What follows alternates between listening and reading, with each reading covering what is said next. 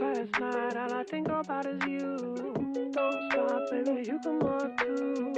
Don't want, baby, think about you. You know that I have all gonna lose. That's a lovely point by Terence McNaughton, known in Antrim as Sambo. This was the block down by Kieran Fitzgerald, who's one of the players of the year. Sue Ramsbottom, she's twisting, she's turning, and she finds the nets. There is no doubt about it. Sue Ramsbottom is special. Michael Dara McCauley taking it in, past Hampsey, and fisting it over the bar. Watch this for a marvellous save. Best we've probably seen Croke Park for a long, long time.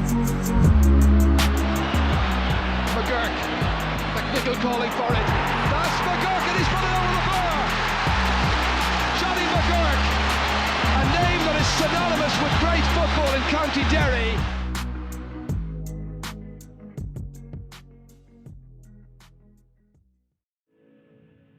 I was after getting a belt into the testicle, and it was only after the match I found out it had exploded on impact.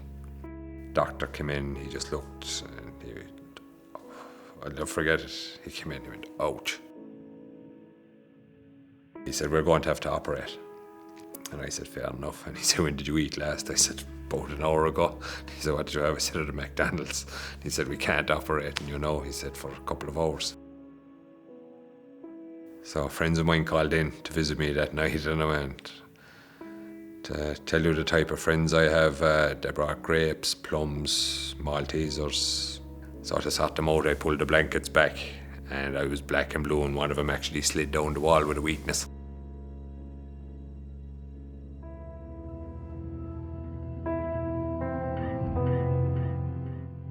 I worked as an accountant.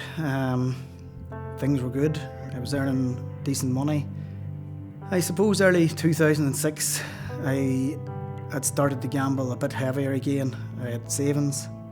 Myself and my ex-wife had savings. It escalated quite quickly. It went on 5 years of my life. You live, I suppose, in an inner bubble where you are actually living your life physically, but mentally you're nowhere near where you think you are. You get through each day, you're filled. It's a complete life of loneliness.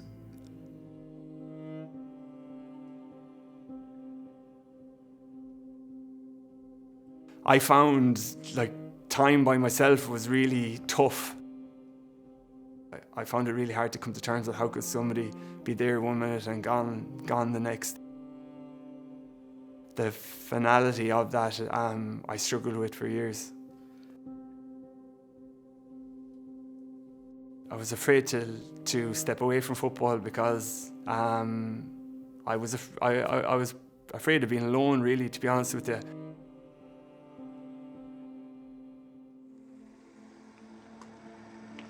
School wasn't a happy place for me, and primary school definitely was a waste of time. I basically had two types of teachers. The ones that wanted to batter the speech impediment out of me, and the ones that couldn't deal with it and ignored me.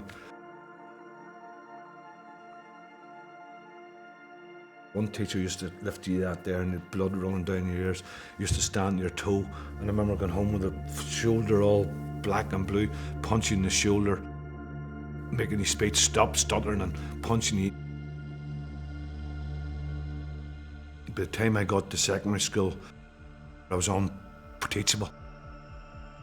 I had no homework, so I went home and lifted a stick, poked the ball against the wall, and that was basically my life.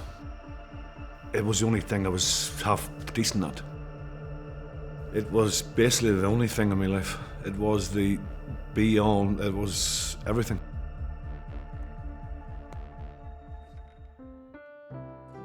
Running was a big thing with you as well.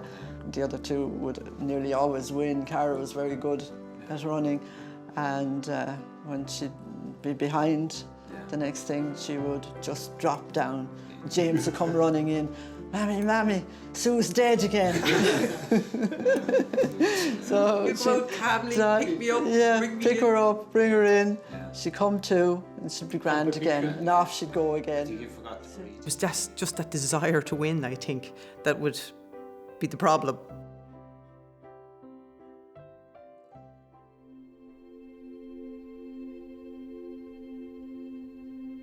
I've been dropped more than once, would you believe? But that one I just kind of felt hard done by. Whether I was or not is a completely different story, but I felt hard done by. Jim's a tough communicator. He has his own style, managers have their own styles, and Jim kind of keeps to himself and will kind of be pretty kind of passé with him. He won't give a whole lot away. I was probably looking for him to give something away, to react on or to bite on something. So he was just maybe like an understanding priest, just nodding and taking my verbal abuse at the time. Within goalkeepers, I think he's absolutely highly respected for that shot-stopping ability, for that fearless, the sleeves rolled up, the angry walking around the goals. He's a proud Galway man. He's a community man. He's very much Curragh Finn.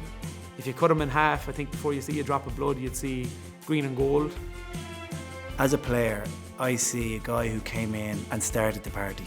He didn't follow a norm, he did it his way, and look at the impact that he was able to have on the squad. He epitomised what it was to rise above anything that stood in his way to prevent him playing the game that he loved. Modular Johnny McGurk is stoithe on Irish smó bésage na hichti orinche Fark Pala. I often think talent does what it can, but genius does what needs to be done. Sue was a genius.